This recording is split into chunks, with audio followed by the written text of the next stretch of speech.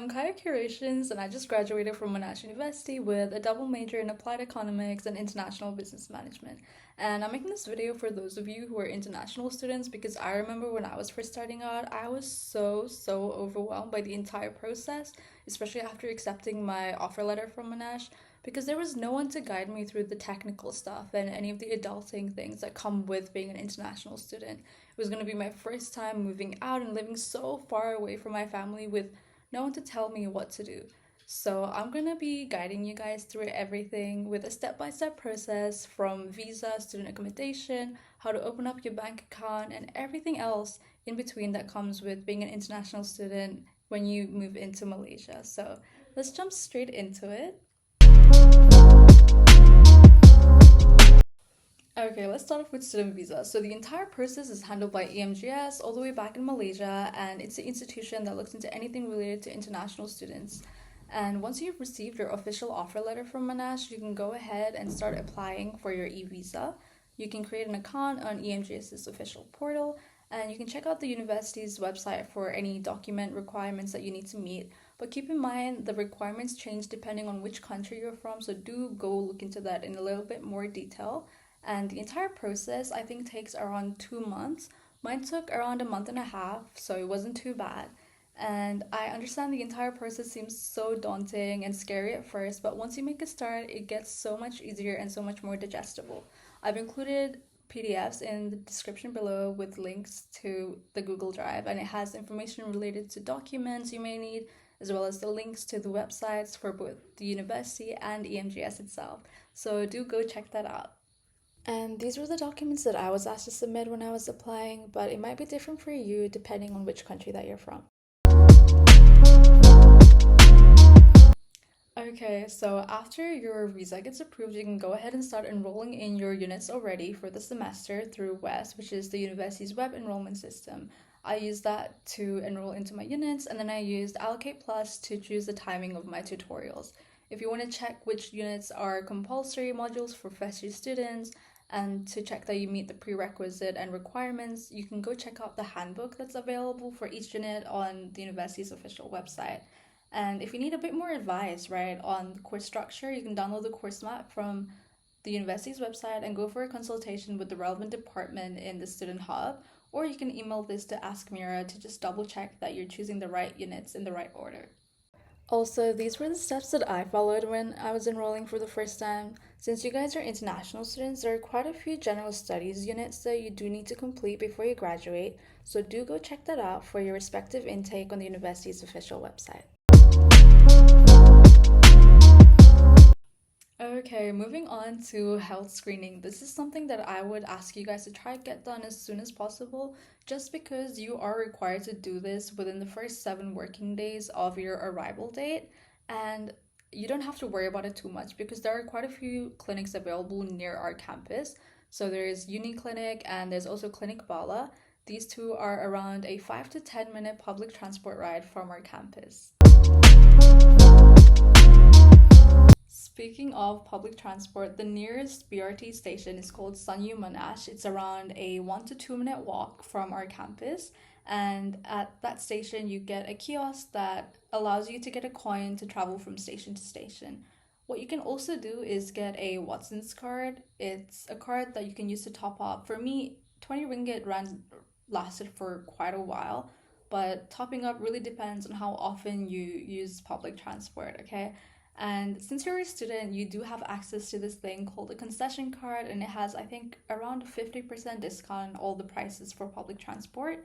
And you can go ahead and apply for this on MyRapid's official website, and it will ask you for a student confirmation letter. In order to get this, you do have to go to SORS through your Monash portal itself, and they will provide you with one. The cost for the concession card is 15 ringgit, so 5 ringgit for the cost of the card itself, and 10 ringgit for the initial value that's going to be within the card as well. And this is a list of all the documents you'll be asked to submit on MyRapid's official website.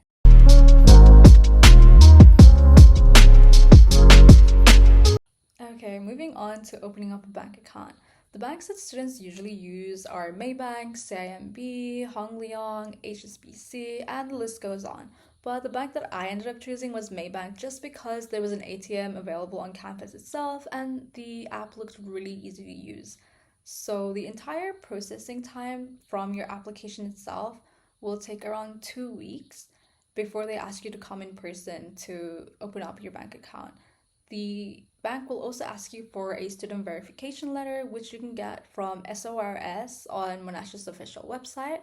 And I've included a PDF with all of the information that you may need in the description below. It includes the documents, the links to the bank's website itself, as well as the links to the university's step-by-step guide on how to open up your bank account. These are all the documents that I took with me when I was opening up my bank account, and keep in mind you do need to take a minimum deposit of 250 ringgit when you go to set up your bank account in person.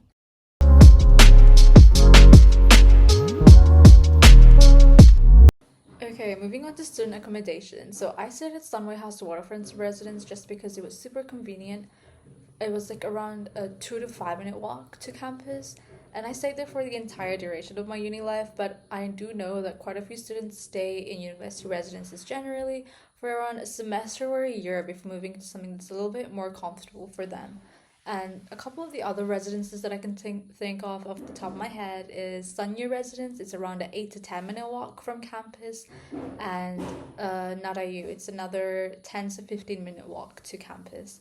I have included a PDF with all of the rental pricing ranges as well as the utilities and the distance from campus in the description below. And I've also included the names of quite a few other residences that students stay at, so do go check that out.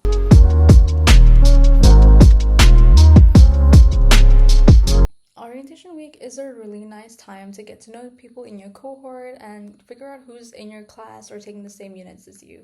For me, I don't remember if my orientation week was virtual or hybrid just because of the policies that were there in early 2022. The way that I ended up making friends was by talking to people in my class. I remember it was my first week in management class and I started talking to the girls on my table, and let me tell you this, they were literally the sweetest girls I've met in such a long time, and we still keep in contact to this day even though I'm back in Sri Lanka. And I recommend trying to make friends in your first few weeks itself, just because in week 3 and week 4 you'll be told to get into groups for your group assignments and projects. Also for orientation week, that's when you'll get your student ID card, and if you're an international student, make sure that you have your student pass endorsed before then, because that's how your application for your student ID card will get approved.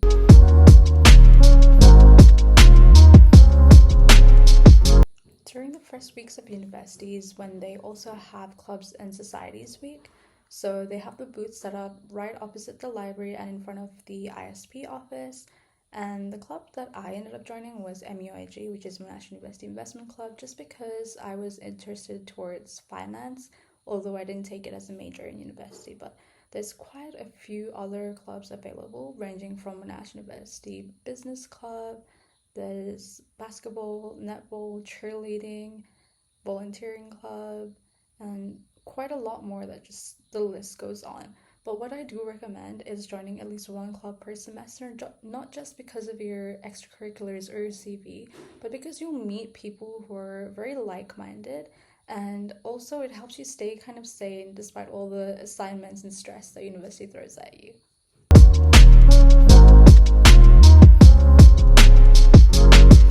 To sum everything up, I want to say do try not to leave things to the very last minute. I know it's so easy to procrastinate, but it's better to get started as early as you can and try to join at least one club per semester just for your mental sanity and to keep you going through the semester.